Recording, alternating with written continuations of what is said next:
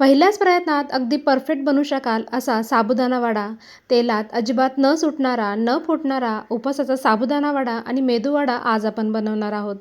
वरून छान कुरकुरीत आणि आतून छान मऊसूत असा साबुदाणा वडा आपला तयार होतो. रेसिपीला सुरुवात करूया, पण त्या अगोदर रेसिपी सेव्ह आणि शेअर नक्की करून ठेवा. साबुदाणा वडा तयार करण्यासाठी सगळ्यात अगोदर इथे आपण 1.5 वाटी साबुदाणा घेतला आहे. 2 पाण्याने स्वच्छ धुवून घ्यायचा आहे. अगदी थोडंसं इथे मी पाणी घातलेलं आहे.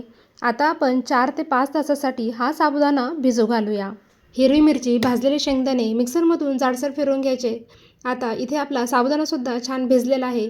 बऱ्याच वेळा काय होतं, साबुदाणा भिजल्यानंतर त्यामध्ये पाणी शिल्लक राहतं, त्यामुळे सुद्धा आपला वडा फुटू शकतो. आणि बटाटे घेताना ते सुद्धा उकडून थंड करून घ्यायचे आहेत. यामुळे सुद्धा साबुदाणा हा फुटू शकतो. यामध्ये मीठ घालून हलक्या हातानेच हे छान एकत्र करून घेतलं आहे. आता याचे वडे तयार करायला घेऊया. वडे तयार करताना गोल बनवून घ्यायचा आणि हलक्या हाताने असा दाब द्यायचा आणि साईडने सुद्धा गोल करून घ्यायचा आहे. त्यामुळे आपला वडा अजिबात फुटणार नाही. दुसरा सुद्धा इथे मी मेदू वडा तयार करून घेतलेला आहे.